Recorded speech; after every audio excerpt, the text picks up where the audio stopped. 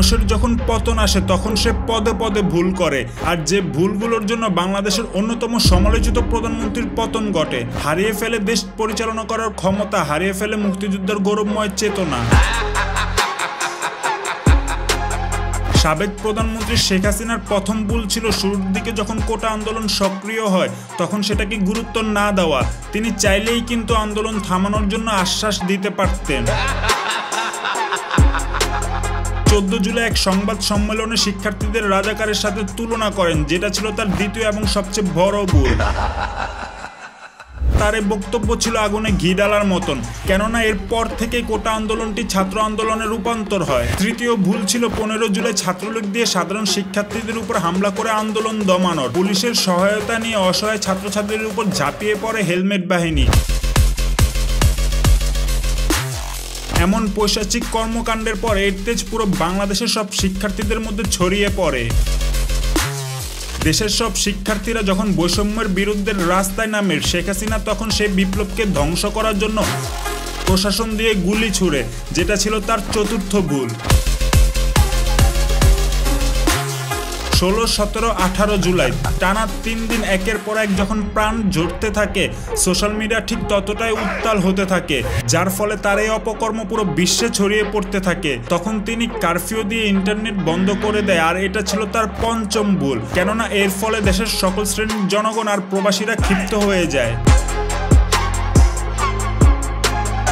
রেমিটেন্সের জন্য বাধ্য হয়ে যখন 23 জুলাই ইন্টারনেট চালু করলো তখন 5 দিন জুড়ে এক এক করে সব কুকীর্তির সামনে আসলো। দেখা গেল কারফিউর নামে বাসায় বাড়ি গিয়ে গিয়ে ছাত্র আটক করছে, এটা ছিল তার ষষ্ঠ ভুল। একদিকে অর্থনৈতিক চাপে যখন কারফিউ শিথিল করলো তখন তারা আন্দোলন দমানোর জন্য পুলিশ দিয়ে শিক্ষার্থীদের মোবাইল চেক করলো, মিথ্যা মামলা দিয়ে সাধারণ শিক্ষার্থীদের আটক করলো, এটা ছিল সপ্তম ভুল। আর কোনো উপায় না পেয়ে তিনি কোটা সংশোধন করে দিলেন, কিন্তু ততদিনে পানি অনেক দূর পর্যন্ত পৌঁছে গেছে।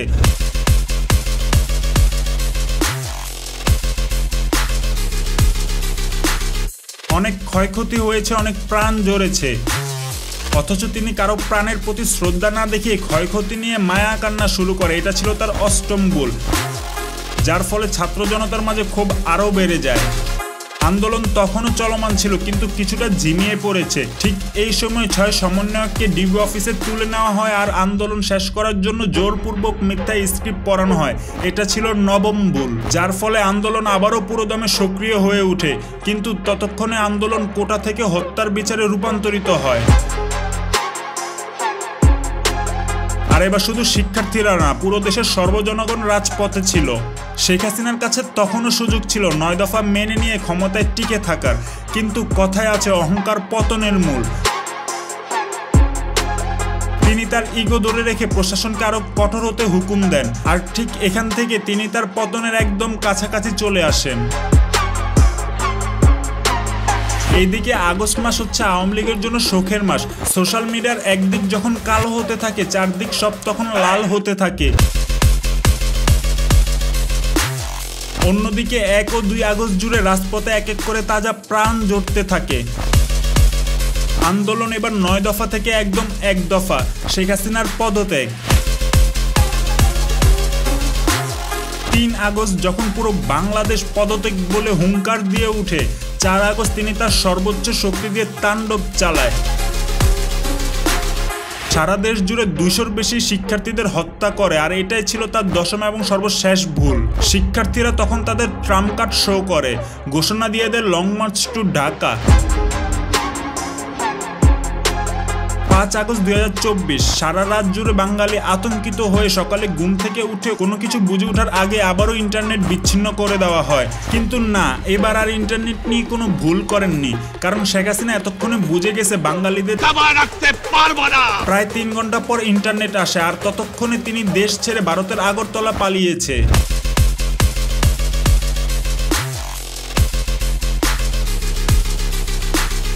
রাগে ফুসতে ফুসতে পদত্যাগ পত্রে স্বাক্ষর করেন, তারপর কান্নায় ভেঙে পড়েন। একটা মানুষ কতটা ক্ষমতাপ্রেমী হতে পারলে শেষ মুহূর্তেও চেয়েছিল বল প্রয়োগ করে ক্ষমতায় টিকে থাকতে।